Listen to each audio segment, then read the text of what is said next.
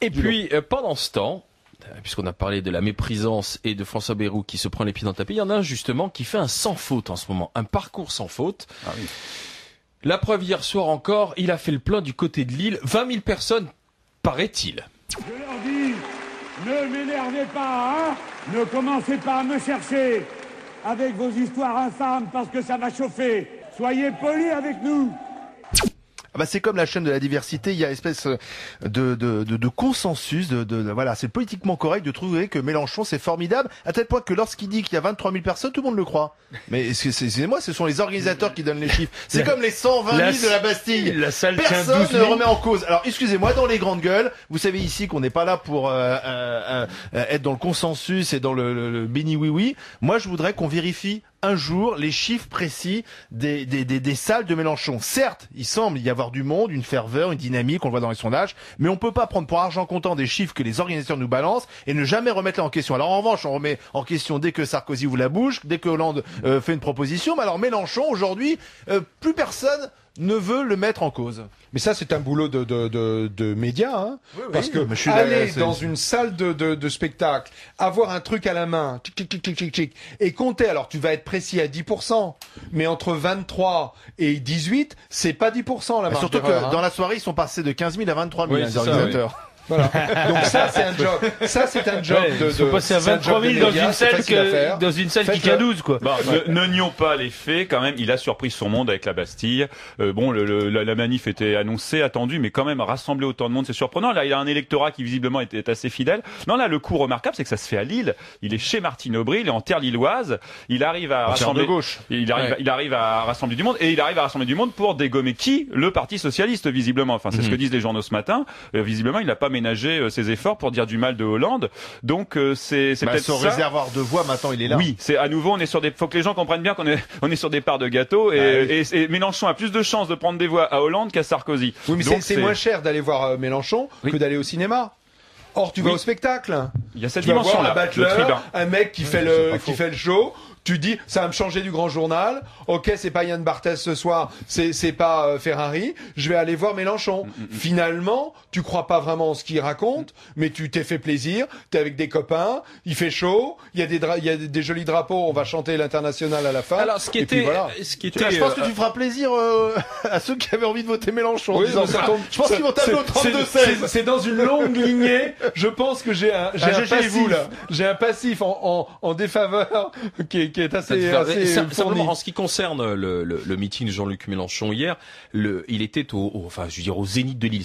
La salle s'appelle le Grand Palais. La capacité de la salle est de 7 000 personnes. Voilà.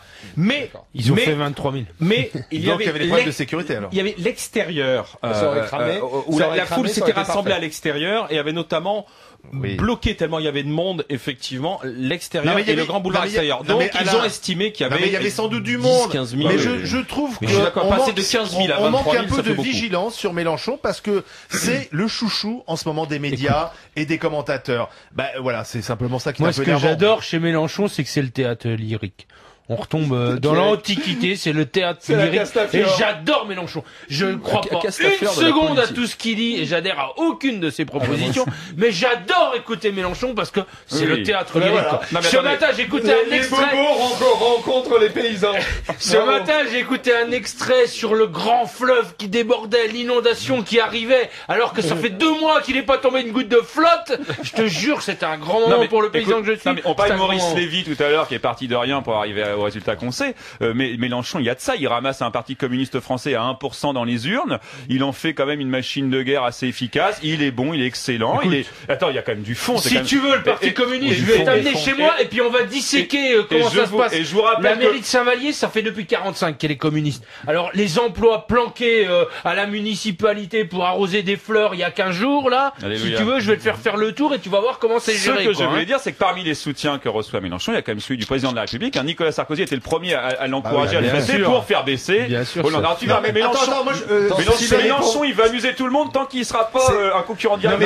C'est l'épouvantail aux centristes, hein, Mélenchon. C'est pour ça que ça emmerde le PS. Et c'est pour ça que l'UMP y est ultra favorable, parce que plus Mélenchon sera haut, ça n'empêchera pas la confrontation au deuxième tour de Hollande-Sarkozy, mais le report des voix centristes qui est clé pour la victoire, ça fait peur aux centristes d'avoir un Mélenchon qui est fort, donc il se retrouve avec un programme de branquignol qui risque d'influencer le PS. Puis par son lyrisme, il va choper aussi des voix de gens mécontents globalement du sarkozysme, et ça les évite de voter Front National. Ramener les abstentionnistes à la politique, parce que là on parle du jeu, le jeu politique, mais parlons des enjeux. C'est aussi quand même quelqu'un qui a mis une nouvelle réponse. Il arrive à être à la fois protectionniste, mais sans avoir le mauvais revers de la médaille de Marine Le Pen. Donc, ça s'appelle de l'utopie, ça. Non, mais il est quand même. Moi, je pense quand même qu'il enrichit la campagne. Il est pas juste tribun. Reconnais sur le fond, il n'amène rien. Ah si, sur l'Europe, désolé, sur la dénonciation du fonctionnement des mécanismes européens, sur la dette